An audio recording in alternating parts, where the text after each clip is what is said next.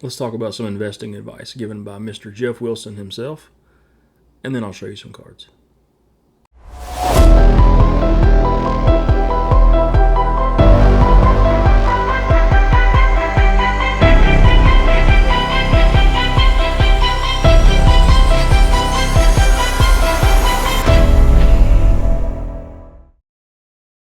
So first, before we jump into it, it's been a few weeks since I posted. Appreciate your patience.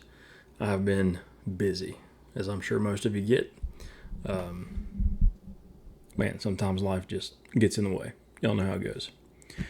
Okay, so a few days ago, Geoff Wilson decided to post a video in which I posted about it on TikTok previously. I think yesterday I did a video on it on there, and I wanted to go into some more detail on YouTube. So let me give a disclaimer first. Geoff Wilson is a very smart man. He runs a very successful company. He knows a lot about investing. I have no doubt. I'm not going to question the man's experiences. He's obviously good at some things, or he wouldn't have as successful of a business as he has. I do think, however, sometimes things are looked at through, rose-colored glasses, right? It's some things seem better than they appear. So let's get into his comments. First, I think he got a little confused, right? A few other videos I've seen have commented on the same thing. I picked up on it pretty fast. The comment that was made, he is commenting on buy the card, not the grade. And I understand what he's trying to say, but he missed the point, obviously, and I think everybody's made it clear by now. If you're buying a PSA 1 that's well-centered and the card looks awesome versus a PSA 4 that is off-centered and looks terrible, but for some reason it's a higher grade, you want to, especially in vintage, you want to buy the card that looks the best, right? The visually more appealing card. I think most of us would agree with that, unless you find a buyer who is blindly just doesn't care what it looks like. So Geoff decided he's going to comment on this phrase, and he went down the road of saying that the buying the grade is vastly more important. And he's referring to PSA 10 graded copies of iconic cards. So in his examples, he goes through, Michael Jordan, Wayne Gretzky, LeBron, the biggest name players that you can imagine, the generational talents, the iconic cards. The 50s Mantle, the Honus Wagner, the Jordan rookie, there's some big ones out there. And Geoff's advice for that is that over time, and I think he used the example of like 2018 or something until now, the return on a PSA 10 Michael Jordan versus a 9. And I think it was like a 1,200% return from that time versus let's say 450% return on a PSA 9 on a Jordan rookie. Let me be very clear on this. He is absolutely correct. I don't even think anybody would debate. If you're going to have one of the all-time greats, a Michael Jordan rookie card, and you can afford to purchase a Michael Jordan rookie card in a PSA 10, you'd be dumb not to. It is a very, very safe investment, right? And the same goes for all the all-time greats, the generational talents. The highest grade possible, the best card you can find, the more desirable, the more scarce, that is going to bring you more value over the long term. And a lot of you, I hear this argument a lot, and especially from some people I respect, and I mean no, ill intent towards them at all, but no matter what you say, eventually you care what your collection is worth. Because, for example, I hope my spouse outlives me. And if that happens, I've got a lot of cards. I've started to trickle down what I have, get specific with my collection. But eventually she's going to be the one that has to sell this thing or keep it or pass it on to my sons if they want it. Either way, I want it to be worth as much as possible. Now, I'm not collecting it because of that. There are certain things, because I do like the investing side. I kind of split my investor / collecting as two separate things. But I care what it's worth, and so does everyone else, right? However, in Geoff's rant or his show, whatever you want to call it. The point that he missed, and I think it's extremely important to make sure that this is clarified, is that just because something has a tremendous upside doesn't mean there's not a tremendous downside. That, you hear the phrase, don't put all your eggs in one basket. There's a reason that phrase exists. And it's because something can happen if you have all of your investment tied up in one thing. This goes for everything. This goes for investing in one company, investing in, something where you have only a very limited amount in your possession, that if something happens to that investment, or let's say Boeing, for example. I worked with a gentleman who was very well off. He had a ton of Boeing stock. And if you guys remember the big blow up with the planes that were having issues and the stock tanked, he lost a lot of money. He wasn't diversified in his portfolio. He didn't have a lot of options. So the majority of his funds were tied up in a very limited number of things, which means if those things dropped in value, the majority of his investment dropped in value. There are safer bets. There are safer investments. A Jordan rookie is absolutely one of those. So his logic on those iconic cards, I absolutely agree with him on. I will not debate that, especially when it comes to the generational talents. So just let's establish that as a baseline. Geoff did not give bad advice. He just did not give all of the advice he should have given. The part that he missed, on some of the videos I've put out, I recommend, especially for people who can't afford to purchase the 10s in these big iconic cards. If you can't afford to purchase those 10s, which is the majority of us, a 9 and an 8 is a good investment. You still have a high percentage of return, especially on on specific players, the players Geoff was referring to, which is your all-time greats. The return on those is still a positive return, and you can afford to purchase the cards. It also means that because you have invested in multiple players across multiple avenues, whether it's hockey, football, basketball, baseball, and you choose the all-time greats in each sport, soccer, even trading cards, Pokemon, Magic.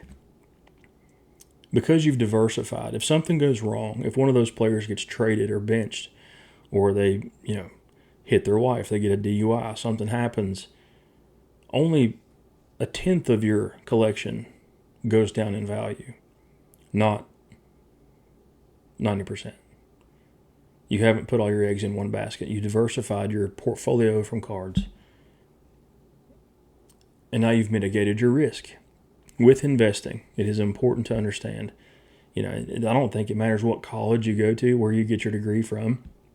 I didn't go to a massive, huge university when I got my business degree. I don't know that there's a finance professor in the world who would tell you that you don't mitigate risk. You do not put all your eggs in one basket. You diversify. You find different things to invest in. That's why in some of the videos I suggest, coin collecting or comics or, even guns, or some people do vehicles, cars. They do, there's a number of things that you can collect or you can use as an investment portfolio outside of the traditional, Roth IRA, your 401k, your investment accounts, your stock accounts, that you can actually grow your portfolio diversely. Putting everything into one and the hoping something, let's give a worst case scenario example. And I don't think this would ever happen, but let's just say it does. You invest every penny you have in Michael Jordan rookie cards. And I gave this example on the TikTok channel. Let's say that, and this hasn't happened, I don't suspect it will, just to be absolutely clear. Let's say that Jordan goes home one day, has a bad day, has too much to drink, decides that he's going to beat his wife, and it ends up on the news. What do you think is going to happen to his cards? He's going to get canceled, right? I mean, the feminist movement's going to eat him alive. The value's going to drop some. There's no way that the card's going to zero. I'll never say that. It's still going to maintain some value long term. But let's say you pay $250,000 for a Jordan card. He beats his wife. The price of that card drops. Let's say even to $200,000. That's a $50,000 drop in your investment. And if you try to sell it before it goes more and you take a $50,000 loss, that's rough. That's very rough. Well, let's say you diversify your portfolio into even 5 cards worth $50,000 a piece. Let's say those are PSA 8s or 9s. A little bit lesser value, a little bit less of a return if it goes to the moon, but it's safer. All of a sudden this happens. And now instead of the Jordan card being worth $50,000, it's worth $40,000. Your entire investment portfolio has only gone down $10,000 in a $250,000 investment. You mitigate your risk. Now, that doesn't apply to every player, just so we're absolutely clear. Those greats, there is going to be long-term value long-term. It's logical. Players like Wander Franco, if you remember those, the value of those cards were tremendous. It was huge. All of a sudden now, I don't even know if you can give away a Wander Franco. I think there was some stuff with the conviction that came up recently in the news. But who wants that, right? I mean, that's not a sought-after card. It's also important to specify that if you're going to invest in PSA 10s, even if you take Geoff's theory to heart and you say PSA 10 everything, forget about PSA 9s, PSA 8s, or, SGC, Beckett, whatever. I'm just using PSA as an example. Let's say that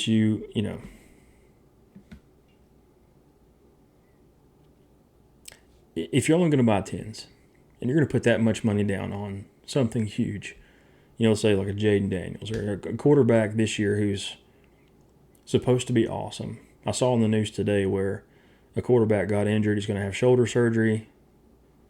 Is it Will something? Yeah. I think I saw something in the news about a quarterback, starting quarterback. So he had surgery, right?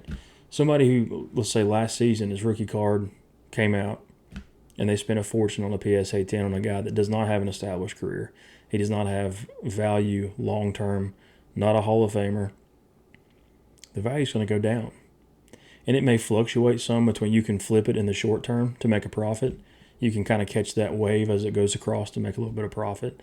But if you're in it for not a gamble and you're trying to invest long term, is that a smart move? It is not. Prospecting or even getting involved in like the silver and the bronze tier of players, so continuing on basketball, you have your Steph and LeBron, your Michael, your Kobe, Jordan, Magic and Bird. Those are the players that long term are probably going to hold up the best. Scottie Pippen, John Stockton, Karl Malone, David Robinson, even Shaq. Their cards aren't worth as much. They have easily, some of those players are in the top 10 of all time for sure. But their cards aren't worth much in comparison to like a Jordan or a LeBron. When you start going that route of saying that you have to have that PSA 10 of that player, that's great. But when you lose 20% on one card that you spent $1,000 on, that $200 loss is huge. But if you have a couple of cards, you say you buy, a very nice copy, a mint copy, a PSA 9 of, a silver tiered player, and something happens that the value drops a little bit, it doesn't hurt you as bad. Yeah, you wish it would have gone up. You wish it would level out. It doesn't create the opportunity for massive gains. And that's where that's where his logic comes in. So it's important we understand Geoff probably does not have the finances that most of us have. Most of us searching YouTube channels don't have the income coming in that Geoff has. We can't afford to buy the cards that Geoff owns. And if everything you have is comfortable, if life is great, you have all your bills paid, everything's great, you have this money to spare, and you're trying to invest in either this or something else, and you want to get one of those greats in a PSA 10, and that's awesome. But it's not wise for most of us because you're putting all your eggs in one basket. And when the basket falls, you've lost all your eggs. There's a reason the phrase exists. The logic is sound. It makes more sense for the normal person to invest and diversify accordingly than to try to put all your money into one huge card. And plus, it's not fun for collectors. Most people who are investors tend to be they tend to lean more on the collector's side. They're not really much into flipping. They're not much into breaking. It's more of a long term. I enjoy this. I like to keep these. I try to put some aside that are going to be worth money long term, but also am picking cards that I enjoy. I want to purchase more cards because I enjoy them. I don't want to have 10 cards in a box and it'd be worth $1 million. And I just look through the same, 5 cards every time. I like too many players. I like the sports. I like there's just too much to do, too much to enjoy in the hobby to only have a certain number of players, certain number of cards because you have so much money sunk into it. It doesn't make it fun. I think that's where Geoff really misses out. You can't talk about huge gains on investment without talking about risk. You also can't talk about only buying 4 cards in a hobby where the entire point is to enjoy the hobby. You take the collecting side out. The investing side, you might as well be in the stock market or real estate. I mean, it's just the way it is. So, he was well intended. Let me close with this, and I'll show you some cards. Geoff gave sound advice, but I think he should have included a few more details that spoke to the normal person, to the people that can afford to collect certain cards, certain grades of the greats, the all-time, the iconic guys. And also to make sure, and he did mention this to his credit, that it only applies to certain players, but I think it needs emphasized often that the majority of these athletes that we think are superstars right now, and this includes like your Wemby, that their cards may not be worth much in the future. That they probably won't. The likelihood that some of these guys, like Charles Barkley was one of the greatest to ever put on the shoes. It's not worth much. You don't know. You don't know until their career is done and established and finished. Is it a Hall of Fame worthy career? Are they one of the greatest of all time? That's what's going to sustain the value. And if you're buying 10s right now as the end user trying to hold on to the current running back, current receiver, it's not a wise move. On the investing side, I will not touch on the flipping and breaking and all that stuff today. But just be wise with taking advice on how to spend money from someone who is wealthy is different than taking advice from someone who can only afford to invest in certain things, which applies to the majority of the collectors watching these channels. Be smart with your investments. It's okay if you only make 40% return on your investment. That's still, you got to enjoy the card for years and you got 40% return. It doesn't have to be 1,200% on every card, and it most likely won't be. We don't have the same opportunities to get those either. So just keep that in mind. So for the sake of a long video, let me show you some cards. So I haven't picked up much lately, but I have picked up some ones that I really liked. So believe it or not, this is my first Beckett card. And I have several copies of this raw, but I got this as part of a package deal with a dealer in St. Paul, Virginia. Really awesome guy. Never had a Beckett. I've always got an SGC or PSA, and one, I love the card. Huge Griffey fan, if you can't tell behind me. I think I got one or maybe 2 Beckett's with his rookie cards plastered behind me. So that was pretty awesome. I got these just because I liked them. And the centering was awesome. The card looks to be in phenomenal shape. Dale Murphy. Still one of my favorite players. This one I think I actually got from Ty off of Chasing Cardboard. I think he did I did. It was a Whatnot stream. And it's the first time I'd ever purchased cards on Whatnot. So if you're listening, Ty, or you catch the video, great job. I don't know what I may have overpaid. I don't know. I'm not sure. Just wanted to test it out so I could say that I'd tried it and see what it was about. Also picked up this from Ty as well off his Whatnot channel. Mark McGuire, Atomic Refractor. If I can get it to focus. There we go. Bowman's Best, 97. and an 8. Thought that was a really cool card.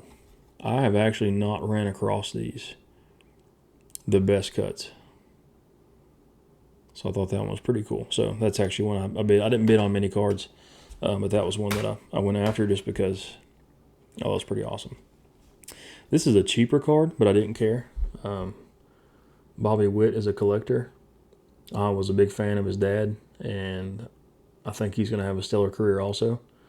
So it's a rookie card, Topps Finest. It's just a base PSA 9. Didn't cost much, man, like $20 or something. But I like Bobby Witt, senior and junior.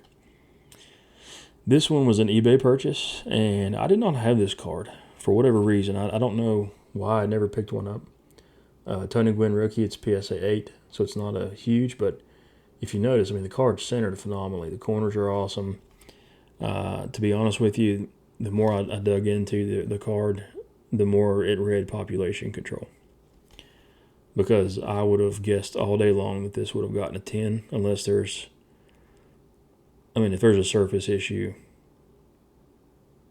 very hard to find. Okay, this is the one I'm most excited about. And this is when I'd call my wife immediately and be like, hey, I just bought this card. And yeah, so I have never owned one of these before. I've never had this player, and I was beyond excited. The grade is not that high, but, you know, I don't care. 1955 Topps, Jackie Robinson, number 50, and an SGC2. The card is centered well. The edges are obviously a little rough in the corners. But, man, for me, that was a nice 2. The back is centered really well. The color on the card is great. How can you go wrong with the Jackie? I mean,